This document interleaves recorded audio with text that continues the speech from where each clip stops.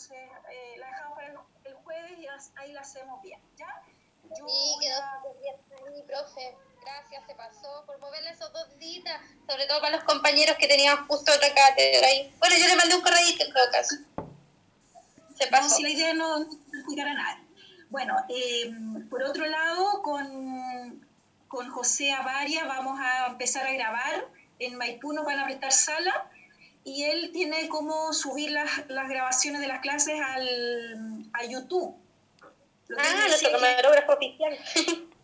Claro, lo que él me decía que a él lo que le ha generado más conflicto es el práctico de fluidoterapia, que dice que en realidad no se veía muy bien y todo. Entonces yo creo que vamos a... Sí, la verdad es que es bien complejo el tema de ese práctico, profe. Así, yo creo que, porque mañana nos vamos a juntar en la mañana, así que yo creo que vamos a partir por eso y después vamos a ir viendo las clases, pero la idea es ir avanzando y dejar estas clases más que nada para resolver dudas, ese tipo de cosas, ¿ya? Así que vamos a seguir en contacto y la idea es que también vayamos avanzando en las notas de los controles, que no nos quedemos atrás en eso también, porque si no vamos a... Eso le quería consultar, profe, el tema de los controles. ¿Va a mandar al final se decidió por mandar alguna guía?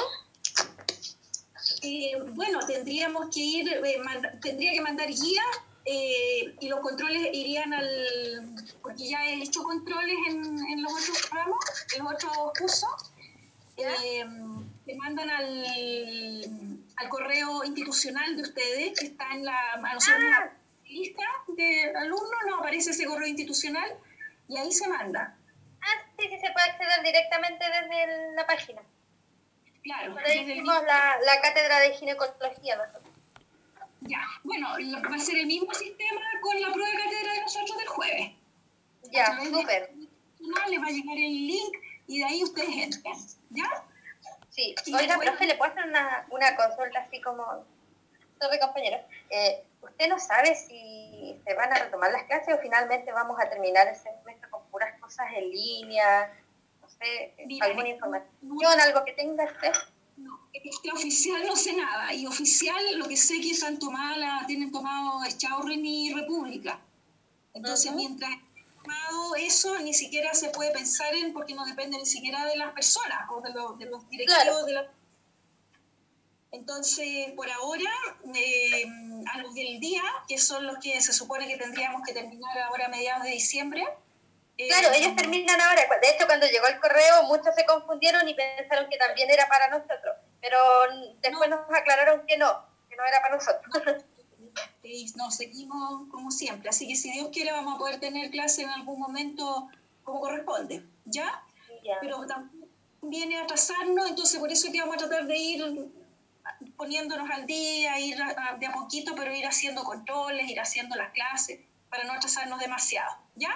Ya, profe. ¿Tienen dudas para la prueba del jueves? Estamos bien. Como mañana si quieren, porque mañana igual yo les mandé un control formativo, ¿cierto? Unas preguntas. Sí, profesor. Sí. Ya, para que las vayan viendo y ahí vemos también si tienen dudas para resolver, ¿ya? Profe, yo tengo una duda. Dime. Ya, mire, es que en la guía que usted mandó, la pregunta número 6, ¿cuál es el antipiléptico que con mayor frecuencia requiere de una dosis de ataque? Y ¿Ya? Decía el bromuro y la primidona. Ya. Bueno, ambas necesitaban como un refuerzo de dosis, ¿no? Entonces no sé a lo que usted se refiere con una dosis de ataque, pero... la que más necesita es el bromuro. Acuérdate que demora meses, 2 a 3 meses, en alcanzar el punto de equilibrio dinámico. Entonces, con esa sí se usa dosis de ataque o a veces se le llama adelanto terapéutico. Para ir ayudando, ¿cierto? Colaborando, damos dosis más altas por un periodo corto. Y si el animal tiene muchas convulsiones diariamente, se da además otro antipiléptico mientras, y generalmente lo que se usa es el diazepam, por un periodo corto y después se va descontinuando lentamente el diazepam hasta que se elimina y queda solo con el bromuro. pero de todos, el que más necesita el periodo de los antiepilépticos, el que más necesita dosis de ataque es el bromuro, lejos. No tiene nada que ver con los otros. Los otros lo que se hace es dar un complemento, generalmente con diazepam. Ya, genial. Entonces está lo correcto. Pero si estamos hablando de dosis de ataque es el bromuro. Ya, muy bien. Muy bien. Gracias, profesora. Ya, seguimos entonces con los antibióticos. Vamos a ver ahora el segundo grupo, que todos estos actúan inhibiendo la síntesis de proteínas. Entonces, a ver, ¿dónde está? ¿Cómo avanzo? Ahí, se me pasó. Aquí son un grupo grande también, son todos estos aminoglicósidos, tetraciclinas, macrólidos, lincosamidas y anfenicols. Todos inhiben la síntesis proteica y para inhibir la síntesis de proteína tienen que llegar al ribosoma. Por lo tanto, tienen que entrar al interior de la bacteria para poder ejercer su efecto terapéutico. De estos, el único que es bactericida, o sea, que mata bacterias, es el grupo de los aminoglicósidos.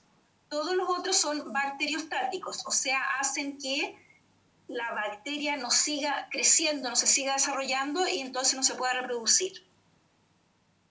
Y vamos a partir por los aminoglicósidos, que ya dijimos son bactericidas. Y una característica de los aminoglicósidos es que son potenciales ototóxicos y nefrotóxicos.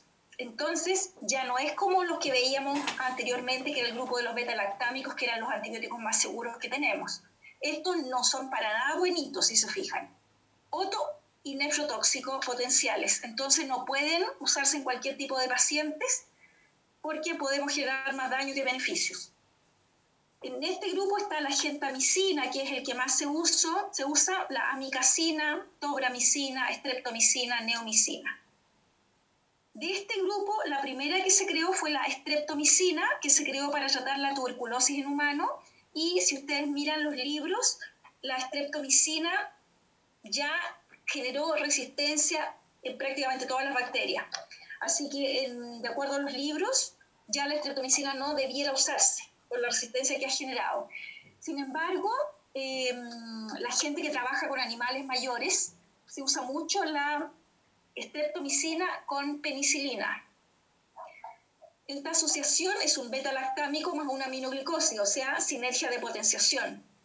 Y la gente que trabaja con animales mayores dice que la streptomicina todavía funciona en el campo, ¿ya? Entonces, nos quedamos con la versión del libro para el libro, pero en la práctica recuerden que lo que interesa es lo que pasa en la vida real. O sea, si a mí un veterinario que trabaja con bovinos y equinos dice que funciona, no tengo por qué no creerle, ¿ya? Prefiero creerle a un veterinario que trabaja de verdad con animales a un libro, ¿ya? Por si llegan a leerlo, la streptomicina se considera hace años que es un antibiótico que ya no sirve para nada por la resistencia que existe, ¿ya? Entonces lo dejo ahí para que ustedes vean, de acuerdo a la práctica que ustedes van teniendo. El espectro de acción de los aminoglicósidos es principalmente bacterias gram negativas, aeróbicas, y solo algunas gram positivas.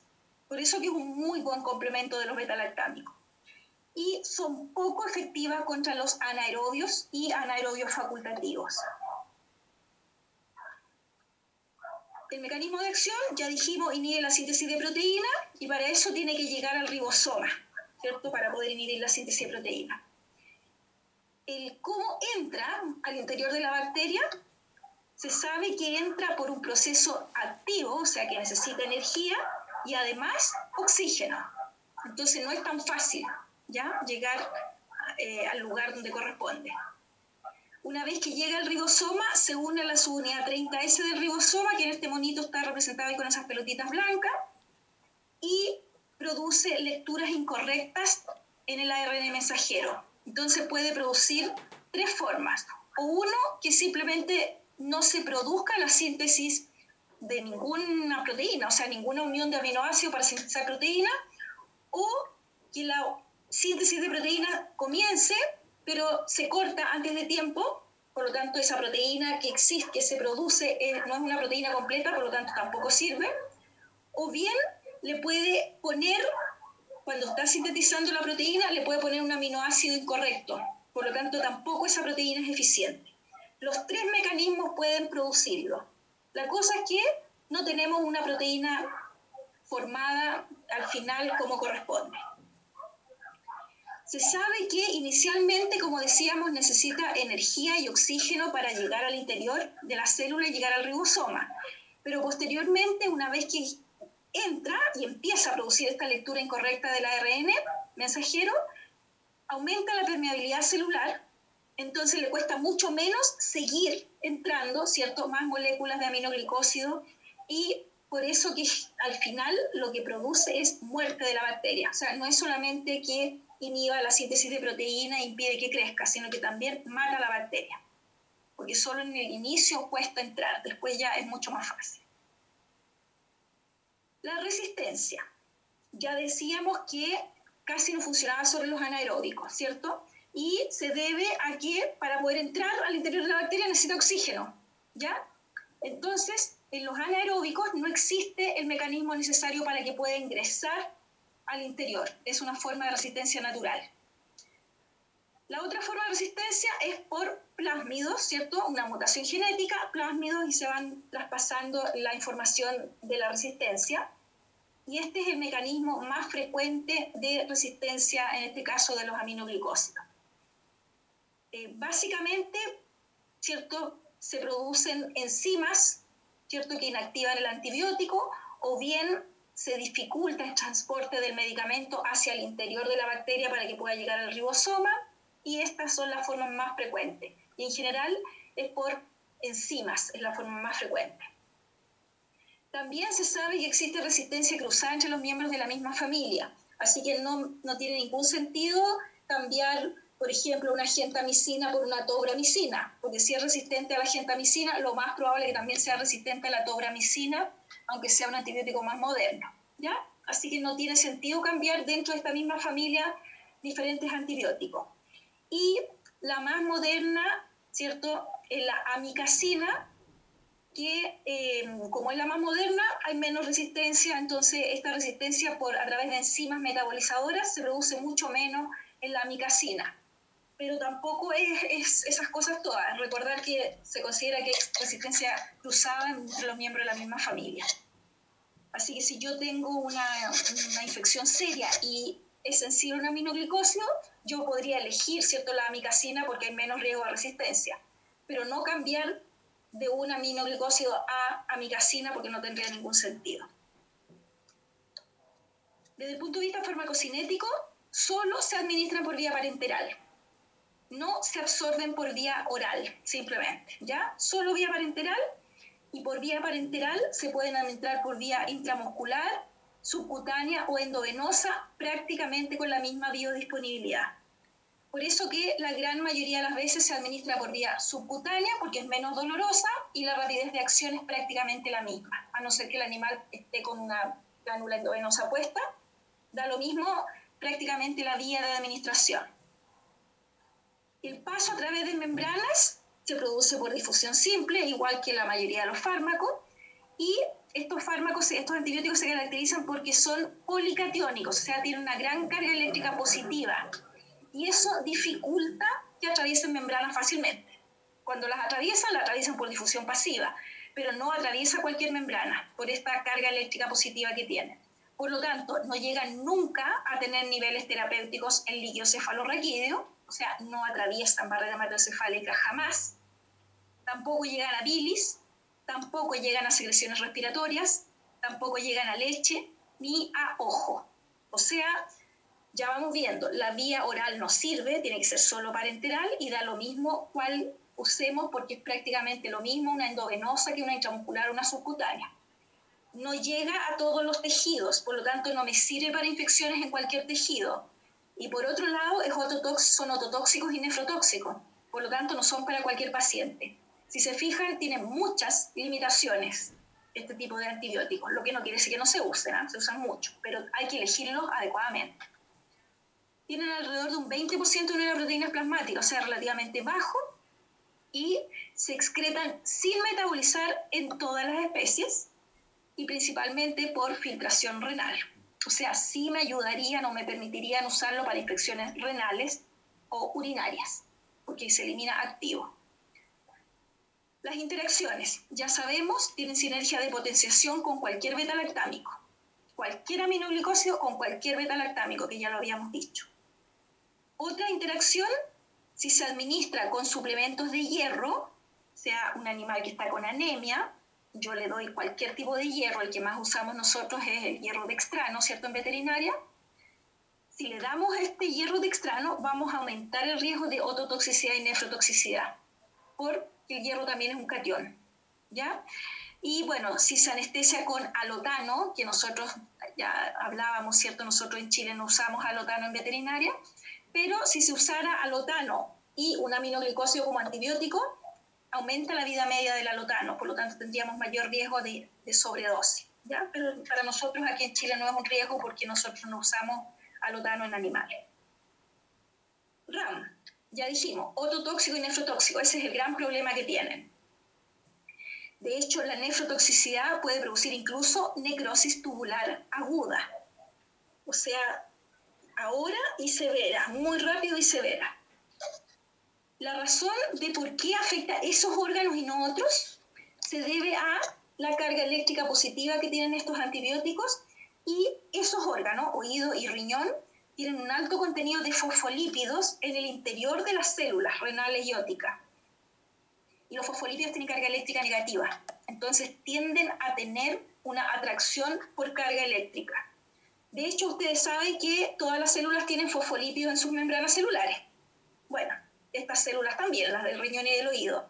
Entonces tiende a llegar fácilmente a los fosfolípidos de membrana por una historia de carga eléctrica, pero posteriormente quedan en esta parte, ¿cierto?, en estos fosfolípidos de membrana, y posteriormente desde el interior de las células renales y ópticas son llevados por pinocitosis y arrastrados hacia el interior del citoplasma de estas células. Y por eso que se pueden acumular en tan gran cantidad. Y el lugar donde se acumulan es en los lisosomas de las células renales y ópticas. Y si se recuerdan, los lisosomas son los que tienen las enzimas que le ayudan a la digestión a las células, perdón. Entonces, como tienen esta tremenda capacidad de llevar por pinocitosis, van llevando el aminoglicósido y acumulando en el lisosoma hasta que el lisosoma ya no aguanta más y explota. Y libera las enzimas lisosomales. Y estas enzimas lisosomales empiezan a destruir, ¿cierto?, a carcomer, por así decirlo, el interior de la célula renal y óptica. Entonces, por eso que producen ototoxicidad y nefrotoxicidad, porque estos órganos contienen los fosfolípidos con carga eléctrica negativa y los aminoglicósidos tienen carga eléctrica positiva, entonces se pueden acumular muchísimo. Se sabe, por ejemplo, que en el riñón, en la célula renal, se pueden acumular cantidades hasta 50 veces mayores que las que hay del antibiótico en circulación, en plasma. O sea, es mucho lo que se puede acumular. Así que esa es la razón por la que son ototóxicos y nefrotóxicos. Se sabe que generalmente cuando aparece ototoxicidad, generalmente ya hay nefrotoxicidad. Así que si se detecta algún problema de oído en el animal, hay que parar las antenitas porque es muy probable que tengamos también otro tipo de problema. Y desde el punto de vista de la ototoxicidad, afecta tanto la función auditiva como la función vestibular. O sea, no es solamente que el animal quede sordo, sino que también puede quedar con problemas de equilibrio. Así que es importante el daño que genera. Y en algunos casos, si no lo percibimos, este efecto es irreversible, así que hay que tenerlo bien presente, no hay que olvidarlo nunca, ¿ya? Entonces no usarlo en animales deshidratados, en viejitos, hay que tener precauciones. Y obviamente hay factores que aumentan el riesgo de toxicidad, por ejemplo, terapias prolongadas, ¿ya? Si se han fijado, terapia prolongada no significa lo mismo en cualquier medicamento. Terapia prolongada en un aminoglicósido significa una terapia que dure más de 7 a 10 días. Lo normal es que una terapia con aminoglicósido dure 3 días. Eso es lo normal. Pero hay muchas infecciones que en 3 días no se controlan, ¿ya? Entonces, por eso que el prolongado de una terapia va a depender de qué medicamento estemos hablando. También influye La acidosis metabólica, ya sabemos que hay una historia de pHs aquí, perdón, de carga eléctrica que es importantísima. Entonces, la acidosis va a estar favoreciendo la toxicidad porque favorece la entrada del antibiótico, así como disturbios electrolíticos también. Así que tenemos que tener mucha precaución de la hidratación de estos pacientes antes de aplicarlo para poder usarlos bien. Si se acuerdan, los sueros, se acuerdan que no solamente los usábamos para reponer agua, sino que también para reponer pHs. Entonces, es muy importante esa parte cuando yo voy a usar un aminoglicósido, verificar bien el estado de los líquidos internos en el paciente. Bueno, obviamente deshidratación e hipovolemia aumenta el riesgo porque, aunque demos una dosis normal, como tenemos menos líquidos circulantes, va a parecer como que hubiera una concentración de aminoglicósidos mayor a la normal, sin que demos sobredosis. Terapias con otros nefrotóxicos, sobre todo en forma concomitante. Por ejemplo, los AINES, ¿cierto? Sabemos que todos los AINES son potenciales nefrotóxicos. La furosemida, que la vimos, diurético, y todos los aminoglicósidos entre ellos, porque todos se tienden a acumular de la misma forma.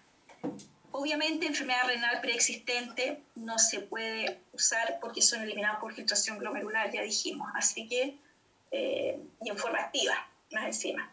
Entonces no lo podemos usar en animales con enfermedad renal previa. Bueno, la gentamicina es el que más se usa en todas las especies y habíamos dicho, no es muy importante la vía que lo administremos, lo importante es que sea por vía parenteral y se administra cada 24 horas, eso es lo normal. Aparte de estas vías parenterales, también existen preparados tópicos de gentamicina, hay ungüentos dérmicos, ungüentos oftálmicos y también colirios. Y esas son las vías habituales en que se administra. No se recomienda en vacas de lechería ni en animales de carne porque cuesta mucho eliminarlos. Tienen periodo de resguardo muy largo. O sea, no es que esté contraindicado, sino que ojalá no usarlos, pero si se usan hay que respetar los periodos de resguardo que son largos. Sin embargo, la gentamicina es de primera elección frente a enterobacteriasis, o sea, diferentes tipos de bacterias que generan enfermedades entéricas. Así que se usan, ¿cierto? Sabemos que en los animales, en todos los animales, hay problemas de diarreas y ese tipo, y la particularidad es esa, que actúa prácticamente sobre la gran mayoría de las bacterias que atacan el tubo digestivo. También efectiva contra pseudomonas, que hablamos en los beta-lactámicos, ¿cierto? Es una de las bacterias difíciles de acceder. Los aminoglicósidos no tienen problema. También contra Campylobacter, bueno, Staphylococcus, micobacterias, así que tiene un espectro de acción bastante bueno. En general, ya dijimos, tienen resistencia cruzada, así que si una bacteria es resistente a la gentamicina, va a ser resistente a todas las otras también. En los equinos se alcanzan buenas concentraciones en articulaciones, ¿cierto? Cuando se administran por vía sistémica, y también se pueden administrar por vía intraarticular los preparados para administrar endovenoso, así que se puede usar de buena forma. También sirve para muchas infecciones uterinas, y hay un fenómeno que es muy poco frecuente, pero que constituye un RAM en la gentamicina, que hay que tener precauciones, que se le llama parálisis muscular, pero en realidad no es una parálisis. Lo que ocurre es que la gentamicina interfiere con la entrada del calcio a la célula muscular en general, de músculos estriados. Entonces, como no entra calcio, no hay contracción muscular y se produce esta parálisis que se llama, que generalmente es reversible, no es frecuente, ¿cierto? Y se produce con mayor frecuencia si se administra junto con bloqueadores musculares, que nosotros en veterinaria prácticamente no se usa, y junto con anestésicos generales. O sea, tampoco, así como decíamos, no es recomendable para viejitos, para animales con problemas renales, ¿cierto? Tenemos hartos peros, hartos deshidratados, muchas cosas en general. Tampoco es una buena elección para antibióticos cuando se va a hacer una cirugía, ¿ya? La amicacina es la más moderna, la que menos resistencia tiene, y es un derivado de la kanamicina, que es un antibiótico que todavía venden, pero que en realidad ya se hizo resistente a prácticamente todas las bacterias, así que no es muy eficiente. Entonces la amicacina, la más moderna, la que menos resistencia, lo mismo, solo por vías parenterales, y también es efectiva contra pseudomonas. Otros aminoglicósidos, la streptomicina, lo que les había dicho, en los libros dice que no sirve para nada, en animales mayores se usa mucho, asociada con penicilina G procaína. La apramicina, otro aminoglicósido, se usa principalmente en cerdos, es de uso veterinario exclusivo, y en gato, el uso de la apramicina en gato, se ha observado que puede producirse catarata, ¿ya? Entonces no se recomienda para gatos, los gatos ustedes saben que son complicados con los medicamentos. La tobramicina en veterinaria se usa principalmente en forma de colirio, el de humano no tenemos aquí en Chile por lo menos preparados de uso veterinario, y la neomicina es la más tóxica de todo, pero la neomicina tiene la gracia que como no se absorbe por vía oral, se administra por vía oral para infecciones digestivas, no se absorbe, ¿ya? Entonces, como no se absorbe, no tiene efecto tóxico, ¿cierto?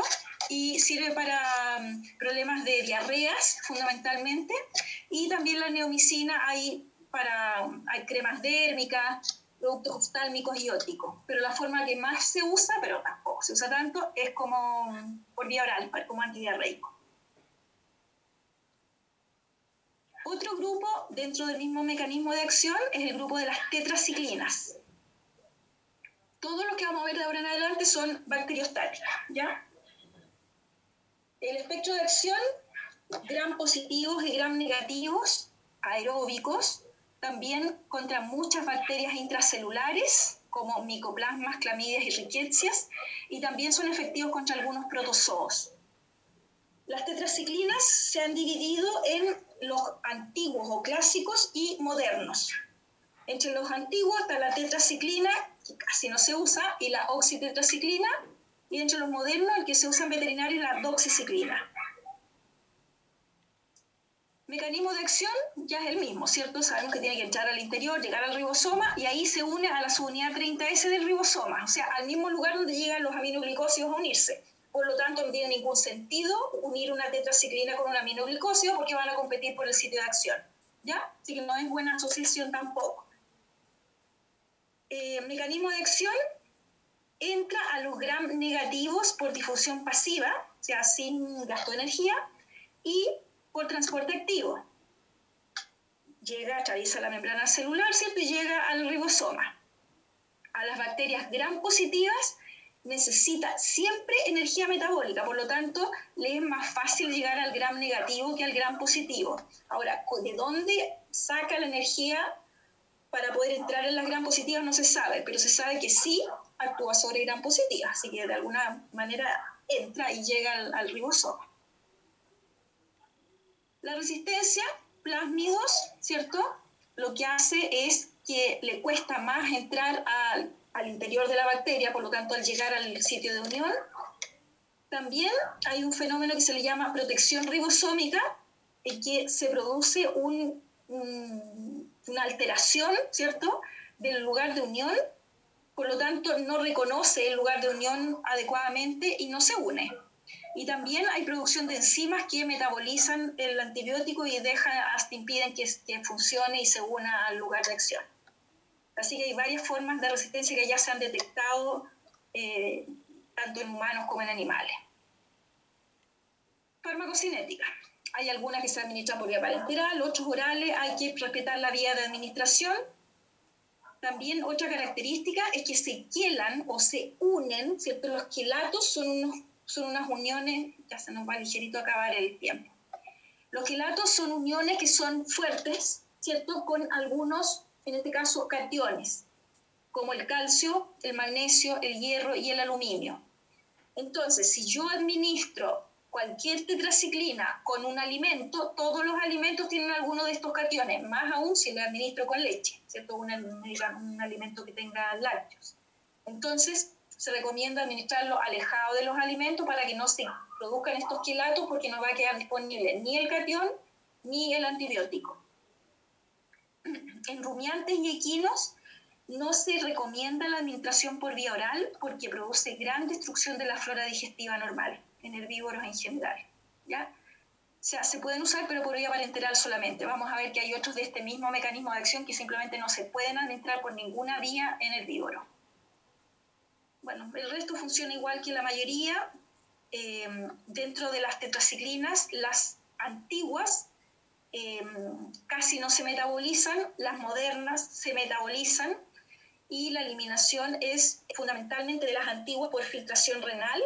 En cambio, las de las modernas, la doxiciclina, que es la que usamos nosotros en veterinaria, se elimina principalmente por fecas.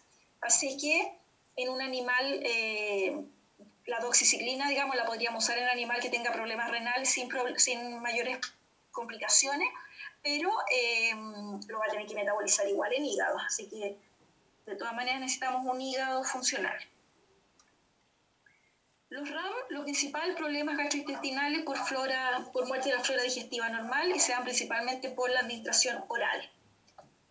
Cuando se administran por vía endovenosa, como se quelan con muchos cationes, se quelan con el calcio que está circulando, ¿cierto?, en la sangre, y se pueden producir colapsos vasculares.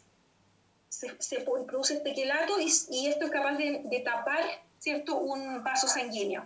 Entonces, cuando se administran por vía endovenosa, tiene que ser con un suero que no tenga ninguno de estos cationes, y hay que administrarlo muy lentamente o idealmente diluido en un suero, mejor. Pero acordarse, un suero que no tenga nada, no puede ser un Ringer lactato, ni en el fondo puede ser suero fisiológico o dextrosa o glucosa al 5%. No se recomienda ningún otro. Bueno, RAM, destrucción de flora digestiva, sobre todo en herbívoros, y la doxiciclina, que es de las modernas, es mortal en equinos porque produce daño en el corazón, importante.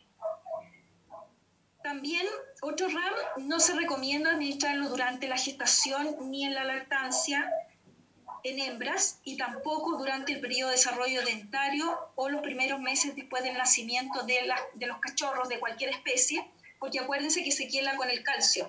Entonces, tiende a producir problemas. De hecho, durante muchos años las tetraciclinas no se usaron en general, ¿cierto?, en humano, que era donde se usaba, porque producía un fenómeno que se llama moteado o decoloración de los dientes. En la práctica aparecían los dientes como con manchas café, y esos dientes se rompían muy fácilmente, se cariaban y se caían.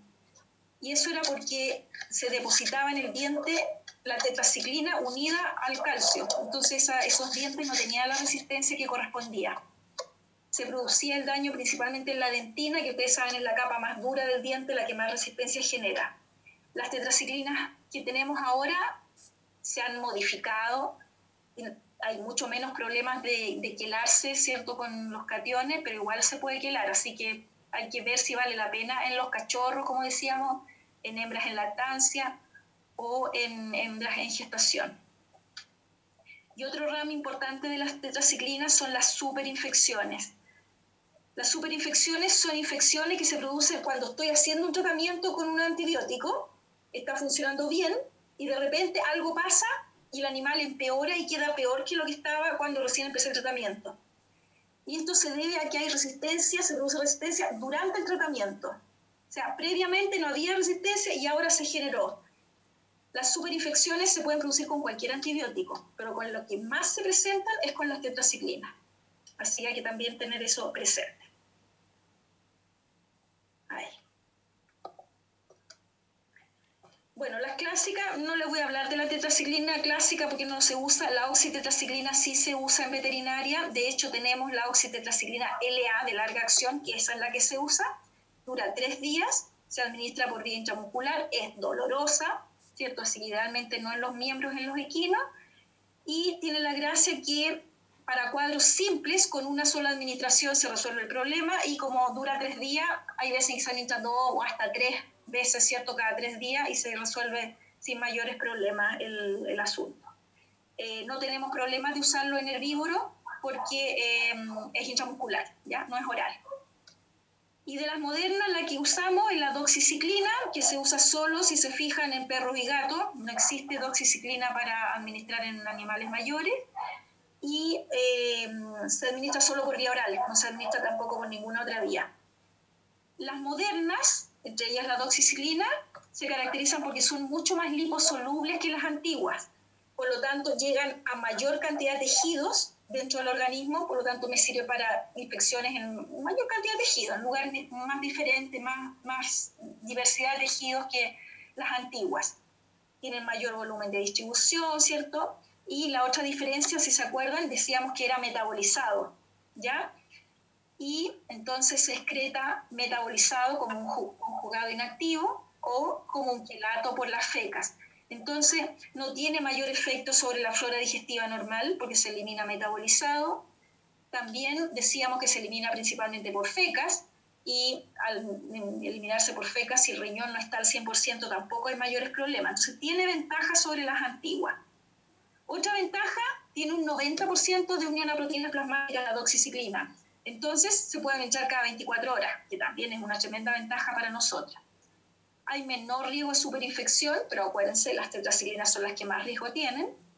Y uno de los usos que se da importantes de la doxiciclina es para tratar la erliquiosis, por ejemplo, ¿ya? También sirve para tratar brucelosis, que también es una bacteria que se ubica intracelular, así que es de difícil acceso. En aves se usa para tratar infecciones respiratorias y colibacilosis, y también sirve para la citacosis en las aves, esta enfermedad que transmiten los loros y que es una zoonosis y que produce un cuadro respiratorio en las aves y en los humanos también. Bueno, en los equinos habíamos dicho la doxiciclina está contraindicada primero porque se administra solo por vía oral y no podemos administrarlo, no debiéramos administrarlo porque puede provocar gran destrucción de la flora digestiva normal. Pero además en los equinos produce problemas cardiovasculares importantes que pueden llevar a la muerte del animal. Así que por ningún motivo en equino. Y como les digo, los que tenemos nosotros vienen hecho, preparado, dosificado para perros y gatos y nada más. La aminociclina, muy poca experiencia en veterinaria, también entre las modernas. Otro grupo, el grupo de los macrólidos. Aquí está la eritromicina, que nosotros no la usamos mucho, la tirosina, tilmicosina, claritromicina y acitromicina. Estos son todos bases débiles, espectro, gram positivos, solo algunos gram negativos y principalmente aeróbicos. Actúa uniéndose a la subunidad 50S del ribosoma, o sea, interfiere en la síntesis de proteína, pero se une en un lugar diferente de los que acabamos de ver. Característica, otra de los antibióticos que actúan a nivel de la subunidad 50S del ribosoma es el grupo de los anfenicoles. Pero los anfenicoles tienen RAM particulares, son mucho más dañinos, porque ellos son capaces de atravesar la membrana mitocondrial y esto en forma muy importante en la médula ósea, las células productoras de glóbulos rojos. En cambio, los macrólidos no pueden atravesar la membrana mitocondrial, así que son mucho más benignos, menos dañinos para el animal que el grupo de los anfenicoles. Sí se ve afectado su efecto cuando hay pH ácido, ¿cierto? Entonces no sirve cuando hay orinas ácidas, cuando hay tejido necrótico, cuando hay abscesos, no son eficientes. Actividad óptima a pH 8,8, o sea, bien básico. La resistencia, plásmidos, ¿cierto? Mutaciones, y lo que hacen estas mutaciones es que le impide que entren al interior de la bacteria y por lo tanto no puede llegar al ribosoma. Así que esa es la forma más frecuente. Y hay resistencia cruzada entre todos los macrólidos entre ellos, así como los aminoglicósidos entre ellos, los macrólidos entre ellos también, y los macrólidos con las glicosamidas, que es otro grupo de este mismo mecanismo.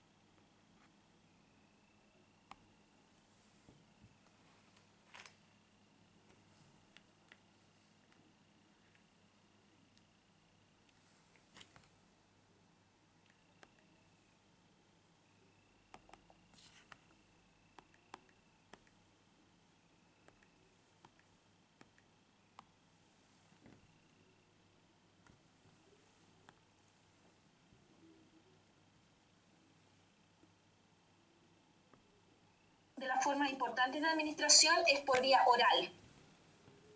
También hay preparados para administrar por vía intramuscular, por vía parenteral, características de los macrólidos, y vamos a ver que se repite en otros antibióticos, se pueden acumular en los leucocitos, o sea, en los glóbulos blancos, y recuerden que los glóbulos blancos van a los focos inflamatorios e infecciosos. Así que este tipo de antibióticos muchas veces existe en mayor concentración en ese tipo de lugares donde están los focos infecciosos, porque pueden llegar en mayor cantidad, no solamente vienen directamente por la sangre, sino que son llevados también por estos glóbulos blancos al lugar. Baja unión a proteínas plasmáticas, metabolización de fase 1. La eritromicina es la primera que se usó y nosotros nunca la hemos usado mucho en veterinaria, pero en el fondo es como el prototipo de esta familia. Y la verdad es que durante muchos años la eritromicina se llegó casi se dejó de usar porque producía vómitos cuando se administraba por vía oral con mucha frecuencia en humanos y en animales. Entonces, por eso que no se usó mucho. Pero en la práctica lo más importante es que llega a muchos tejidos, por ejemplo a próstata, que es un tejido complicado, pero se usa fundamentalmente para tratar infecciones respiratorias en las distintas especies. Así que donde ustedes van a ver que este grupo de antibióticos de la familia de los macrólidos, para lo que más se usa es para problemas respiratorios, tiene muy buena llegada al aparato respiratorio. Los que más se usan en veterinaria, la tilosina y la acitromicina. La tilosina, bueno, veíamos, tenemos preparados orales y parenterales, ¿cierto? Se usan mucho en aves y cerdos sobre todo.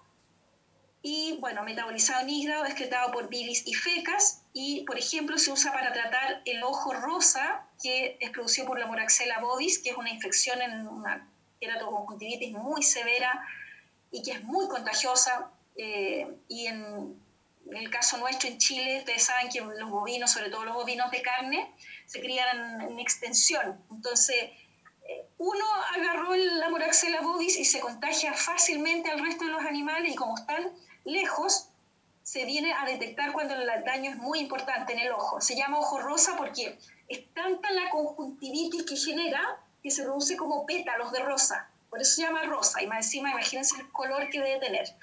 ¿Ya? Entonces, aparte de eso, de estas queratoconjuntivitis de diverso origen, también se usa para neumonias, pleuroneumonias, infecciones respiratorias y para algunas infecciones digestivas también. ¿Ya?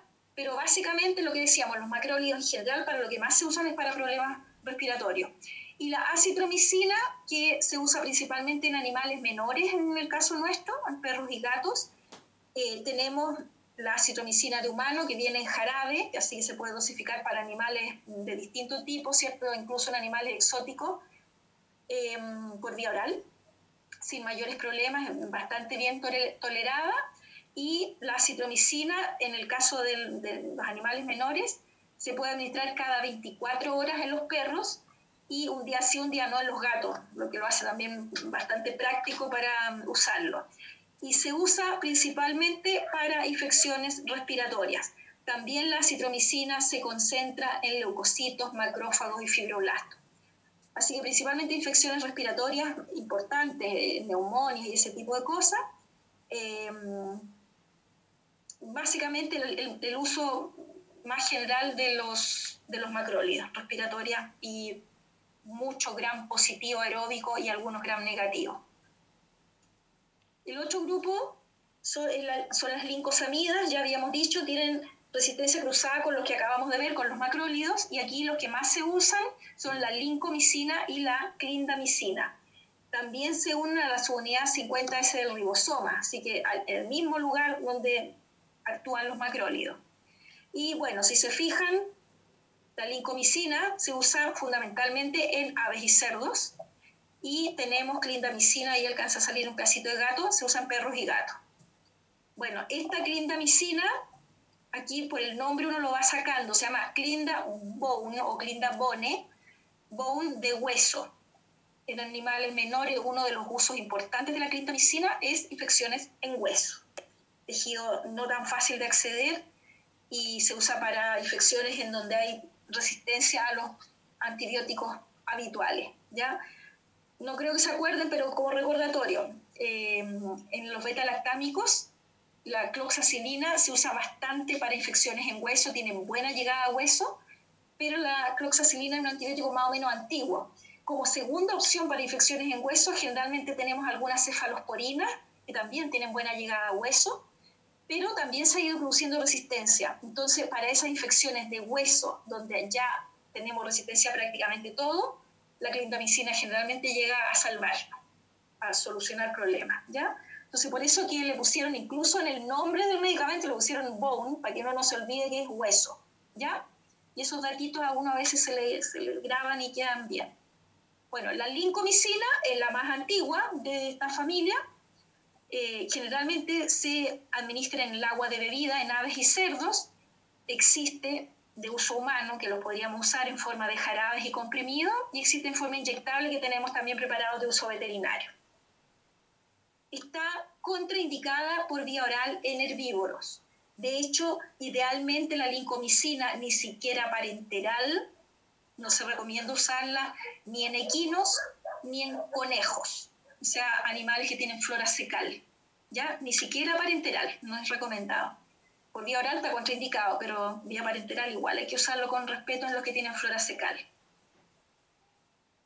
Bueno, los que se administran por vía oral son eliminados por vía biliar y fecas, y los que se administran parenteral son eliminados por fecas y orina. Buenas concentraciones en hígado y riñón, niveles más bajos pero terapéuticos en músculo y piel. Y los RAM son principalmente problemas gastrointestinales por muerte de flora digestiva. Se usa para infecciones por aerobios y anaeróbicos gram positivos, y dice con las mismas indicaciones que la eritromicina, o sea, fundamentalmente infecciones respiratorias producidas por bacterias, sobre todo gram positivas. Bueno, y lo que yo les decía, sirve también para infecciones en hueso, tracto respiratorio anterior y piel, pero la lincomicina, como es más antigua, hay resistencia. Sirve, por ejemplo, en cerdos para las artritis bacterianas, para micoplasmas que producen neumonias, en pollos para enteritis necrótica. Así que tiene harto uso, pero se usa principalmente en cerdos y aves. No se usa mucho en el resto de la especie. Y la clindamicina, que se usa principalmente en animales menores, es más moderna, así que hay menos resistencia. Y aquí tiene una alta efectividad contra anaeróbicos, gram positivos y gram negativos. Y la clindamicina también se considera de elección para tratar toxoplasmosis, antiparasitario. Así que lo vamos a ver de nuevo cuando veamos parásito, antiparasitario. Bueno, la clindamicina, si se fijan, en perros y gatos, y la verdad es que no es fácil administrarlo, a pesar de que viene hecho pensado en perros y gatos. La verdad es que es difícil administrarlo en gatos, no es fácil. Así que hay que tener paciencia con ellos cuando se administra.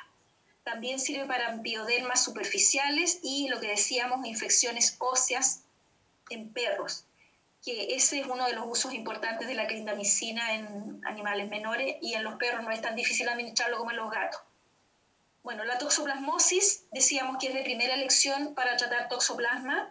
Sin embargo, como ustedes saben, el gato es el que contagia el toxoplasma a todo, incluido al ser humano, y ahí está el gran problema. La verdad es que la clindamicina es de elección para tratar toxoplasmosis, pero no se puede garantizar que no quede ningún toxoplasma en el gato, o sea, que el gato no vuelva a contagiar. Y eso se debe a que la clindamicina casi no atraviesa barrera hematoencefálica ni barrera hematoocular. Y ustedes saben que los bichitos, los parásitos, son líderes en descubrir a dónde esconderse, y se esconden sobre todo en ojos, pero también se pueden esconder en el sistema nervioso central. Y cuando se descontinúa el tratamiento, porque el tratamiento para toxoplasmosis en gatos se recomienda por un mes, y una vez que se descontinúa el tratamiento, el toxoplasma sale de sus escondites y vuelve a ubicarse en todo el organismo del gato y puede contagiar igual, ¿ya? Entonces, si alguna vez lo llegan a usar, no hay que engañar a la gente, no hay que decirle que porque vamos a tratar al gato un mes con un antibiótico que cuesta muchísimo administrarlo porque es muy malo para el gato. de un sabor muy desagradable, y más encima no le podemos garantizar al dueño del gato que no va a tener riesgo de toxoplasmosis. Bueno, seguramente en parásitos les pasaron o les deben haber dicho, el problema de la toxoplasmosis es en la mujer embarazada, produce nacimientos de niños ciegos, y esto se debe a, un problema en la retina, ¿cierto? Daña la retina, entonces la daña cuando se está formando el ojo en la guatita de la mamá. Entonces la recomendación obviamente es no hacerse de gatos nuevos, por lo menos cuando hay una mujer embarazada, no arriesgarse. Y de preferencia, si puede, que otro saque las fecas del gato, aunque sea un gato de la casa, digamos, conocido. Pero nunca adquirir gatos nuevos, eso es lo más relevante, por muy clindamicina que tengamos. Bueno, y el último grupo con este mismo mecanismo de acción, el grupo de los anfenicolis, también se une a la subunidad 50S del ribosoma, o sea, lo mismo de las lincosamidas, de los macrólidos y estos, pero la gran diferencia es que los anfenicoles son muy liposolubles, mucho más que los anteriores. Entonces, le permite ingresar a la mitocondria de la bacteria y de las células de nuestros animales, y ese es el gran problema. Atraviesa la mitocondria de las células de la médula ósea, por lo tanto impide la formación de glóbulos rojos en forma adecuada. Esto determina que hay dos tipos fundamentales, hay varios anfenicoles, pero los más importantes son el cloranfenicol y el florfenicol. Y el cloranfenicol está permitido solo para mascotas, no importa de qué especie estemos hablando, si es mascota lo puede usar, y el florfenicol para animales productivos. El espectro de acción, la liposolubilidad es prácticamente la misma en todos. La diferencia está dada en un pequeño cambio molecular que le hicieron al florfenicol y que evita que produzca esta anemia tan severa en el ser humano. Bueno, bacteriostáticos, todos los anfenicoles son bacteriostáticos. Vamos a partir con el cloranfenicol, que es el más antiguo y el más conocido. El cloranfenicol durante muchos años estaba prohibido para animales de consumo humano, o sea, que fueran ingeridos. Esto hasta el año 96. Y ahí se prohibió para todos los animales productivos y quedó con la clasificación de ahora, que está permitido solo para mascotas, lo que les decía. Ya, independiente de qué produce el animal, si es lana, pelo, cuero, lo que sea, no debemos usar el cloranfenicol en ellos.